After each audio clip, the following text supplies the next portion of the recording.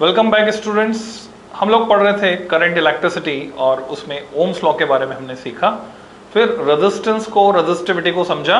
और अब इस लेक्चर नंबर 11 में, लास्ट लेक्चर नंबर 10 में मैंने एक स्पेसिफिक प्रॉब्लम डिस्कस की कि रेजिस्टेंस और रेजिस्टिविटी पर क्या फर्क पड़ता है लेंथ में, एरिया ऑफ क्रॉस सेक्शन में चेंज करने का, रेडियस में चेंज करने का, वायर के रेडियस में। अब बच्चों हम बात करेंगे कि टेम्परेचर जो है वो किस तरह से रेजिस्टेंस और रेजिस्टिविटी पर असर डालता है। So let's discuss effect of temperature on resistance and resistivity. तो मैं एक बार फिर से आपको फॉर्मूला याद दिला दूं बच्चों। जो चीज रिपीट हो रही है बार बार, ये मान के चलें कि वो हमें याद हो जानी चाहिए ऑब्वियसली। तो जब भी मैं बोलता हूं कोई ऐसा फॉर्मूला, तो आपको क्या करना है, मन में दोहरा लेना है।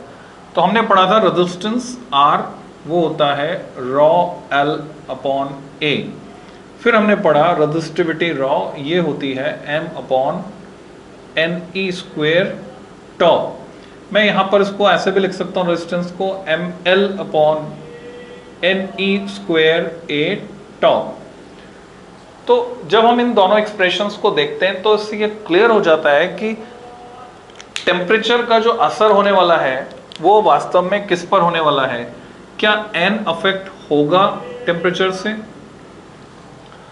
डेफिनेटली N अफेक्ट होगा। कैसे होगा हम डिटेल में डिस्कस करेंगे। कंडक्टर्स के लिए किस तरह से होगा, सेमी कंडक्टर्स के लिए किस तरह से होगा, इंसुलेटर्स के लिए किस तरह से होगा, ये सब हम डिस्कस करने वाले हैं। उसके अलावा जो मेजर इफेक्ट आता है बच्चों वो आता है टॉ पर। Tau will get affected due to the temperature. So हम पहले इसकी बात करेंगे क्योंकि tau is function of temperature, average relaxation time. जैसे ही टेम्परेचर बढ़ता है, ये जो टक्करें हो रही है average relaxation time, it got affected. और इस पर हम देख रहे हैं कि रेजिस्टेंस भी डिपेंड कर रहा है टॉ पर और रेजिस्टिविटी भी, और दोनों पर सिमिलर इफेक्ट आ रहा है, यानी इनवर्सली प्रोपोर्शनल टू टॉ है R एंड रॉ बोथ। तो जो इफेक्ट रेजिस्टिविटी पर होना है वही इफेक्ट रेजिस्टेंस पे होगा, बाकी फैक्टर्स पर कोई असर नहीं होगा। हाँ, हम जानते हैं कि लेंथ में और एरिया ऑफ क्रॉस सेक्शन में चेंज आ सकता है because of temperature, but that change is neglected. यानी हम इस लेवल पर जब तक क्वेश्चन में स्पेसिफाई नहीं किया जाए, चाहे वो कंपटीशन हो चाहे बोर्ड हो, जब तक क्वेश्चन में नहीं कहा जाए, हम टेम्परेचर की वजह से लेंथ में या एरिया ऑफ क्रॉस सेक्शन में जो चेंज आ रहा है उसको हम नेग्लेक्ट करके चलेंगे, यानी नेग्लिजिबल मान लेंगे, बहुत ही कम, इतना कम कि उसे कंसीडर करने की जरूरत नहीं है। So let's start with the heading temperature dependence. Temperature dependence, तापमान पर निर्भरता। जो हिंदी माध्यम के विद्यार्थी हैं वो भी इन्हीं लेक्चर से पढ़ सकते हैं बच्चों, और जो इंग्लिश मीडियम वाले बच्चे हैं, अभी हिंदी दिवस निकला है, विश्व हिंदी दिवस का, तो बच्चों ध्यान रखिए, हिंदी के शब्द अगर आप सीखते हैं तो ये एक एक्स्ट्रा एडवांटेज रहेगा आने वाले समय में।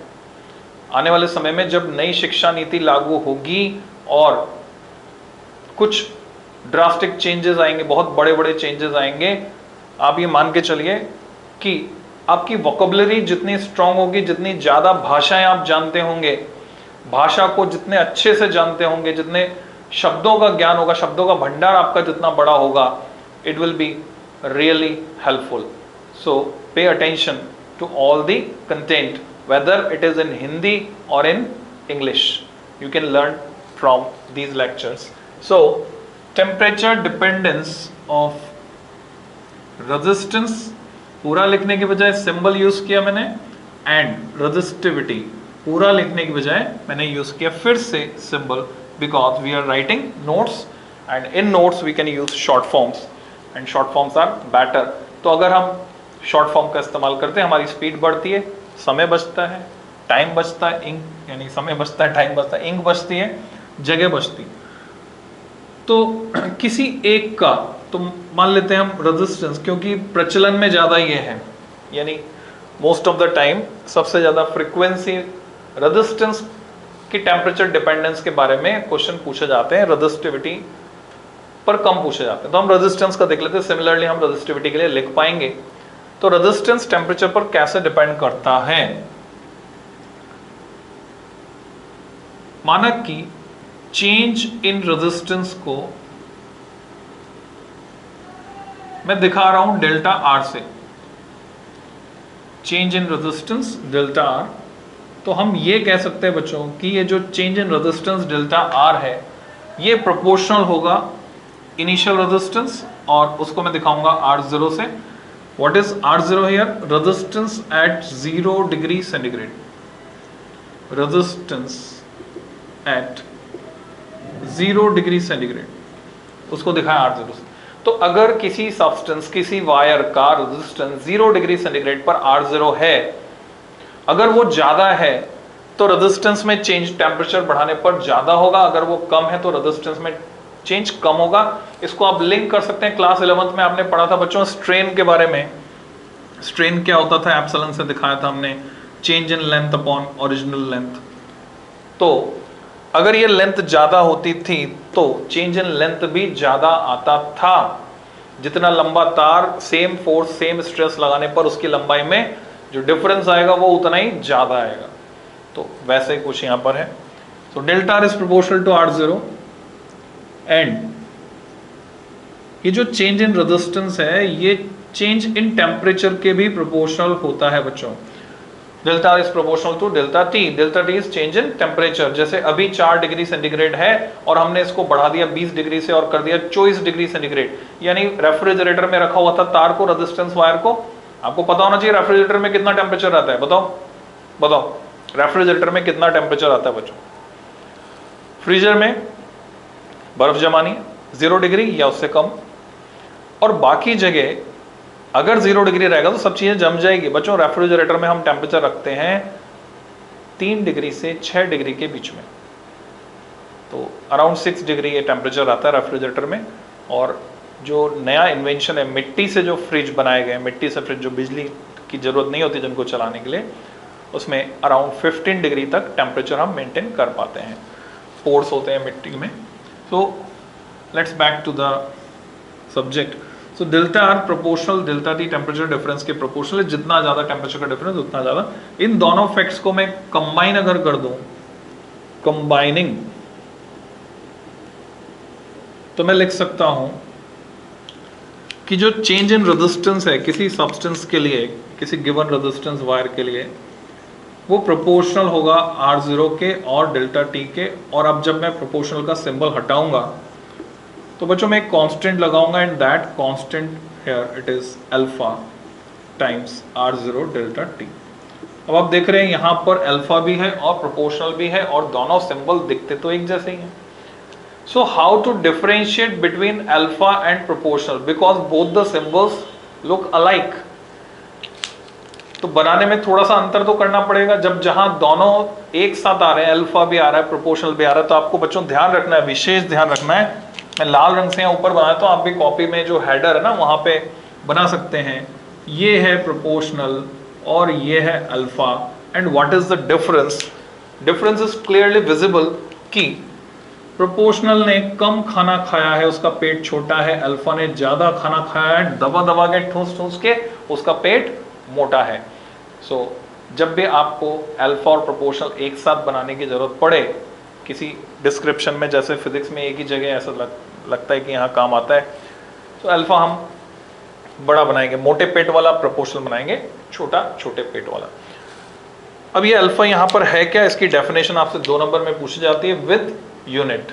तो अल्फा को डिफाइन भी करना है।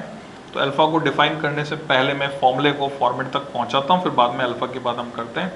और डेल्टा आर को मैं लिख सकता हूं RT माइनस R0, यानी T डिग्री सेंटीग्रेड पर रेजिस्टेंस माइनस 0 डिग्री सेंटीग्रेड पर resistance equal to alpha times R0 delta T।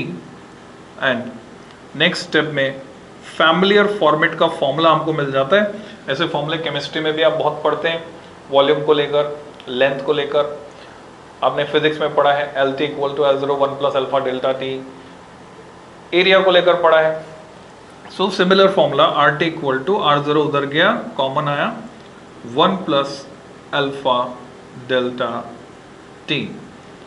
सो इस फॉर्मूले से हम रेजिस्टेंस में कितना चेंज आएगा, अगर हमें उसके लिए पर्टिकुलर सब्सटेंस के लिए अल्फा की वैल्यू पता है तो हम निकाल सकते हैं टेम्परेचर में कितना चेंज, रेजिस्टेंस में कितना चेंज प्रोड्यूस कर देगा। अब यहां समझते हैं अल्फा क्या है। सिमेट्री से मैं दूसरा फॉर्मूला भी लिख सकता हूं। अगर मैं डिस्कशन को शॉर्ट करना चाहता हूं, नोट्स को शॉर्ट में खत्म करना चाहता हूं, मैं यहीं पर लिख देता हूं बच्चों, सिमिलरली, बिल्कुल इसी तरह से, क्योंकि रेजिस्टेंस और रेजिस्टिविटी सिमिलरली डिपेंड करेंगे, तो मैं क्या लिख पाऊंगा, rho T resistivity at T degree centigrade equal to rho 0 times 1 plus alpha dash times delta T. यहां पर मैंने अल्फा डैश यूज किया है इंस्टेड ऑफ अल्फा, पर मैं आपको क्लियर कर दूं, नाम अलग अलग है पर क्वांटिटी सेम है। नाम अलग अलग है बच्चों। इसका नाम है टेम्परेचर कोफिशिएंट ऑफ रेजिस्टेंस, जिसको मैं अभी डिफाइन करूंगा। इसका नाम है temperature coefficient of resistivity. And आप वापस से हेडर पर या फुटर पर नीचे लिख सकते हैं alpha equal to alpha dash, numerically both are same, यानी नाम अलग होने से फर्क नहीं पड़ रहा है। नाम गुम जाएगा, चेहरा ये बदल जाएगा, मेरी आवाज ही पहचान है, गर याद रहे। So what is alpha here? Here alpha is temperature coefficient, coefficient को शॉर्ट फॉर्म में दिखाएंगे बच्चों, COEFF, ऑफ रेजिस्टेंस भी लिख सकता हूं मैं, रेजिस्टिविटी भी लिख सकता हूं, तो हम यहां रेजिस्टेंस के लिए बात कर रहे हैं, रेजिस्टेंस। तो डेफिनेशन बनाने का जो लेटेस्ट मेथड आपने सीखा है, रेजिस्टिविटी के फॉर्मूले को हमने कुछ क्वांटिटीज को 1 1 करके डिफाइन किया था, वैसे हम अल्फा को डिफाइन करने वाले हैं। Given as, it is given as, तो अगर मैं इस फॉर्मूले को अल्फा के टर्म्स में कन्वर्ट करता हूं तो मैं लिख सकता हूं alpha equal to delta R upon R0 times delta T, ऐसे लिख सकता हूं मैं। सो अगर यहां पर, अच्छा एक तो यूनिट लिख देते हैं हम, जैसे फॉर्मूला पता हो किसी क्वांटिटी का हम यूनिट निकाल सकते हैं फटाक से। तो हमें फॉर्मूला पता है डेल्टा आर ओम में नापा जाएगा, R0 को ओम में नापा जाएगा, डेल्टा टी डिनोमिनेटर में आ रहा है, तो डिग्री सेंटीग्रेड इनवर्स। पर अगर आपसे पूछा जाए ऐसा यूनिट, तो ऐसा यूनिट ये नहीं है, केल्विन इनवर्स होगी। समझ गए आप? ये और बात है कि डिग्री सेंटीग्रेड इनवर्स और केल्विन इनवर्स डिफरेंस सेम होता है, पर ऐसा ही जब पूछा जाएगा हम केल्विन इनवर्स लिखेंगे, और प्रैक्टिकली हम डिग्री सेंटीग्रेड इनवर्स में इसको एक्सप्रेस करते हैं। इसकी वैल्यू किस ऑर्डर की होती है, जैसे 1/273, तो 0.0033 ऐसे कुछ करके वैल्यूज आती हैं। इसके लिए एक टेबल दी हुई है। अच्छा, कहने के लिए कांस्टेंट है, पर मैं यहीं पर क्लियर कर दूं, डिफरेंट टेम्परेचर रेंज में अल्फा की वैल्यू चेंज हो जाती है। यानी जैसे जैसे टेम्परेचर रेंज चेंज होगी, मान लो 0 से 50 डिग्री तक अल्फा की एक फिक्स वैल्यू, 50 डिग्री से 100 डिग्री तक अल्फा की दूसरी फिक्स वैल्यू, यानी टेम्परेचर रेंज चेंज होने पर अल्फा की वैल्यू चेंज हो जाती है। तो ये अफेक्ट करता है क्वेश्चन सॉल्विंग स्ट्रेटेजी को, कैसे आगे सीखेंगे हम। So alpha is this much. अगर मैं यहां पर लिख दूं कि डेल्टा टी 1 डिग्री सेंटीग्रेड है, यानी टेम्परेचर में चेंज हम कर रहे हैं 1 डिग्री सेंटीग्रेड, या तो बढ़ा रहे हैं या तो घटा रहे हैं, तो अल्फा को मैं लिख पाऊंगा डेल्टा आर अपॉन R0। तो अब डेफिनेशन बनाने के लिए क्या लैंग्वेज यूज करेंगे, सोचो। डेल्टा आर है चेंज इन रेजिस्टेंस, R0 उसके नीचे आ गया, तो बच्चों इसको कहते हैं हम फ्रैक्शनल चेंज इन रेजिस्टेंस। तो सिंपली अल्फा यानी temperature coefficient of resistance is defined as fractional change in resistance for unit change in temperature। बहुत सिंपल सी एक लाइन की डेफिनेशन आप लिख सकते हैं, मैं डिक्टेट कर रहा हूं। Temperature coefficient of resistance is defined as fractional change in resistance for unit change in temperature। fractional change in resistance for unit change in temperature। तो ये हमने अल्फा को डिफाइन किया। हमने टेम्परेचर का इफेक्ट देखा रेजिस्टेंस पर, रेजिस्टिविटी पर, दोनों के लिए सिमिलर फॉर्मूले। हमने सीखा temperature coefficient of resistivity numerically temperature coefficient of resistance के बराबर ही होता है। बच्चों इस पर 3 सॉल्व एग्जांपल एनसीईआरटी में दिए हुए हैं। आप एनसीईआरटी से उन तीनों सॉल्व एग्जांपल्स को देखें और इस फॉर्मूले का इस्तेमाल करना सीखें। फिर अलग से मैं लेक्चर में डिस्कस करूंगा उनको, सॉल्व एग्जांपल्स को भी और पीछे एक्सरसाइज के क्वेश्चंस भी एक एक क्वेश्चन में डिस्कस करने वाला हूं डिफरेंट वीडियो में। यहां मैं अभी आगे अगला आर्टिकल ले रहा हूं। Again you have to apply the similar topic heading, similar heading, temperature dependence of resistance and resistivity for different substances, विभिन्न पदार्थों हेतु, अलग अलग पदार्थों के लिए, फॉर डिफरेंट सब्सटेंसेस, जैसे कंडक्टर्स के लिए, जैसे इंसुलेटर्स के लिए, सेमीकंडक्टर्स के लिए, इलेक्ट्रोलाइट्स के लिए, एलॉयस के लिए। तो क्या फर्क पड़ता है उनके रेजिस्टेंसेस पर टेम्परेचर का, अलोंग विथ ग्राफ हमको ये एक्टिविटी एक्सरसाइज करनी है और इस पर बहुत सारे कंसेप्चुअल क्वेश्चंस बनते हैं बहुत अच्छी फ्रीक्वेंसी से, ना केवल बोर्ड कंपटीशन में भी पूछे जाते हैं। सो ग्राफ के साथ आपको ये कंसेप्ट्स समझने होंगे। Let's start. देखिए सबसे पहले हम बात करते हैं बच्चों कंडक्टर्स की, जैसे सोना, चांदी, तांबा, एल्यूमिनियम। कॉमनली इन सब के लिए बात की जाए तो कंडक्टर्स के लिए ये जो अल्फा अभी अभी हमने डिस्कस किया ये पॉजिटिव होता है। Alpha is positive. तो अगर अल्फा पॉजिटिव है, व्हाट डज इट मीन? इसका क्या मतलब है? अल्फा पॉजिटिव होने का मतलब बच्चों इसमें क्या फर्क पड़ेगा? यानी अगर मैं टेम्परेचर बढ़ा दूं तो जो फॉर्मूला अभी हमने डिराइव किया था RT equal to R01 plus alpha delta T, उस फॉर्मूले के हिसाब से देखा जाए, क्योंकि अल्फा पॉजिटिव है तो अगर मैं टेम्परेचर बढ़ाऊंगा तो रेजिस्टेंस बढ़ेगा।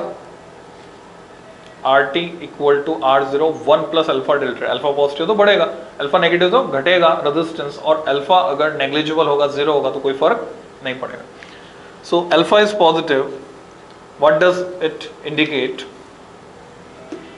इट इंडिकेट्स अगर मैंने टेम्परेचर को बढ़ाया, सिंबॉलिक नोटेशन यूज कर रहा हूं, तो उसका मतलब यह है कि रेजिस्टेंस बढ़ेगा। अच्छा, साइमल्टेनियसली मैं बात कर सकता हूं रेजिस्टिविटी की, रेजिस्टिविटी भी बढ़ेगी। और अगर हम इनके रेसिप्रोकल्स की भी बात करें, उनको भी डिस्कस करें, नाम जानना ही काफी है। रेफरेंस साइड में या टॉप मार्जिन या बॉटम मार्जिन में आप लिख सकते हैं this is reference side, right hand side में लाइन खींच के आप लिख सकते हैं। बच्चों रेजिस्टेंस का उल्टा होता है conductance. Conductance, it is reciprocal of resistance and represented by symbol G। Conductance को हम दिखाते हैं सिंबल कैपिटल G से, reciprocal of resistance. And resistivity का उल्टा होता है कंडक्टिविटी। कंडक्टिविटी या स्पेसिफिक कंडक्टेंस, उसको हम दिखाते हैं कंडक्टिविटी। यहां पर कुछ बच्चे, काफी बच्चे कंफ्यूज रहते हैं सिंबल को लेकर। कंडक्टिविटी वही है जो सरफेस चार्ज डेंसिटी का सिंबल था, सिग्मा। तो कंडक्टिविटी को सिग्मा से दिखाते हैं। Sigma is reciprocal of resistivity and G is reciprocal of resistance. तो आप इनकी यूनिट निकाल सकते हैं। आजकल क्या ट्रेंड चला है कि रेजिस्टेंस और रेजिस्टिविटी को काफी पूछ चुके हैं, तो अभी रेजिस्टेंस और रेजिस्टिविटी का नाम लिखने के बजाय सवालों में इनडायरेक्ट बनाते हैं उसको, कंडक्टेंस और कंडक्टिविटी टर्म यूज करके फिर सवाल आपसे पूछे जाते हैं। सो बी अवेयर, सिंपली रेसिप्रोकल है उनके। तो रेजिस्टेंस रेजिस्टिविटी बढ़ेंगे तो नेचुरल है कंडक्टेंस कंडक्टिविटी घटेंगे। क्यों? What is the reason? तो again you should be aware of the formula. कौन सा फॉर्मूला? जो हमने डिस्कस किया था, R equal to ml upon Ne² tau। You must be aware of this formula. तो इसके बेसिस पर हम बात कर सकते हैं। कैसे? देखिए, n पर क्या असर होगा कंडक्टर्स के लिए। कंडक्टर्स में n पहले से ही किस ऑर्डर का है, हम कॉपर की बात करते हैं। n for copper it is of order of 10⁻28, 29 भी लिख सकता हूं, एनसीईआरटी में 29 लिखा है, पर metre cube. 1 metre cube volume में 10⁻28 फ्री इलेक्ट्रॉन्स अवेलेबल हैं। मैंने टेम्परेचर बढ़ाया, ध्यान से सुनना, बहुत मजेदार बात, इंटरेस्टिंग फैक्ट्स आ रहे हैं। मैंने टेम्परेचर को बढ़ाया, ठीक है, कितने और फ्री हो गए? 10⁻16 और फ्री हो गए। सपोज रूम टेम्परेचर से मैंने टेम्परेचर को इतना बढ़ाया, 10⁻16 और फ्री हो गए। नाउ द क्वेश्चन इज बच्चों, अब टोटल कितने हो गए? आधे बच्चे इसमें गच्चा खा जाते हैं, कुछ बच्चे तो जोड़ देते हैं, बोलते हैं सर 28 + 16 20 और ये 30 और ये 8 38 और 6 44, बोलते 10⁻44। पर जो होशियार बच्चा है वो समझता है, आपको भी समझना है, सभी बच्चों को समझना है, इसका मतलब क्या है, 1 के आगे 16 जीरो, इसका मतलब 1 के आगे 28 जीरो। एक ऐसी क्वांटिटी जिसमें 1 के बाद 28 जीरो हैं, सीधे याद आ जाता है मेरे को वो एग्जाम्पल जो 3 इडियट में प्रोफेसर ने तीनों को तो नहीं, राजू रस्तोगी को शायद बिठाकर वो बोर्ड पे लिखे थे कि तुम्हारी सैलरी में इतने जीरो, तुम्हारे फादर की सैलरी में इतने जीरो, और ऐसे ऐसे।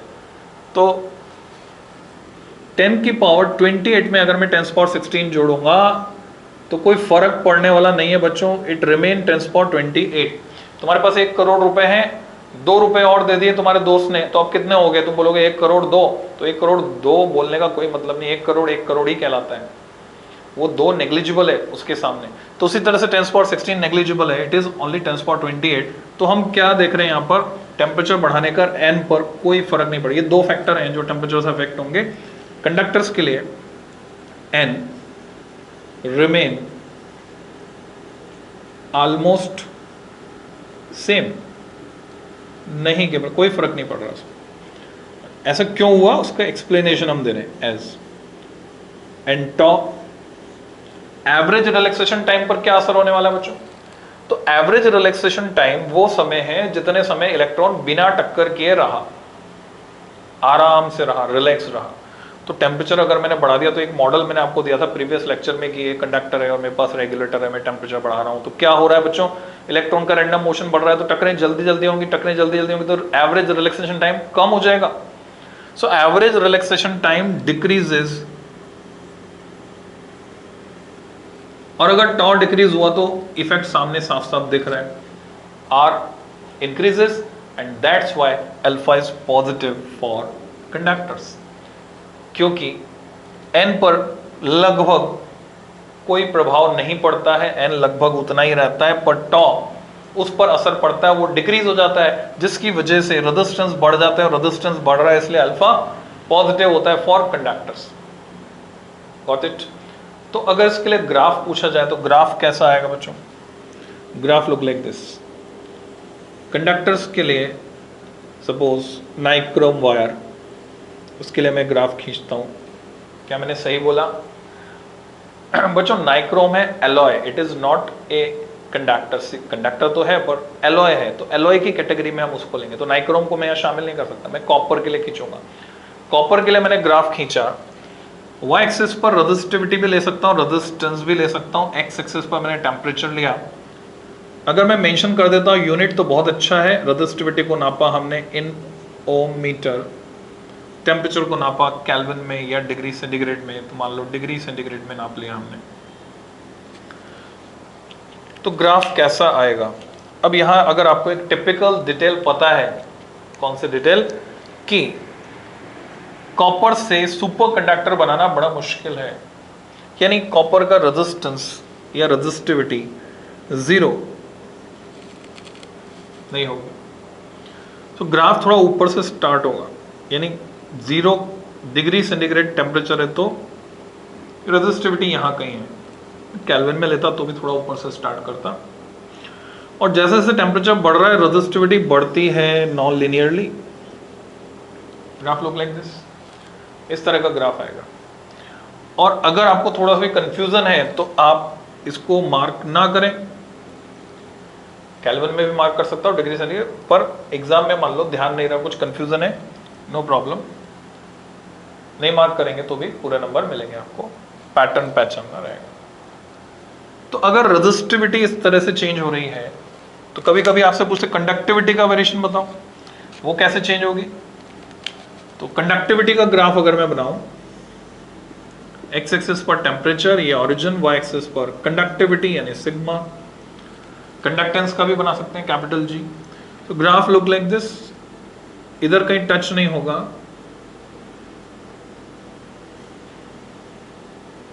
टेम्परेचर बढ़ाने पर कंडक्टेंस या कंडक्टिविटी डिक्रीज होगी। एनसीईआरटी में ये दोनों ग्राफ अवेलेबल हैं, तो वो आप देख सकते हैं। अल्फा पॉजिटिव है कंडक्टर्स के लिए और ये ऐसा है। बच्चों अब हम बात करेंगे सेमीकंडक्टर्स की, इंसुलेटर्स की, एलओएस की। तो डिस्कशन काफी लंबा है, तो मैं इस लेक्चर के पार्ट 2 में उसको डिस्कस करता हूं, ठीक है। तो इस पर्टिकुलर वीडियो में इतना ही, नेक्स्ट वीडियो में जल्दी मिलते हैं रिमेनिंग इंटरेस्टिंग डिटेल के साथ। Till than happy learning.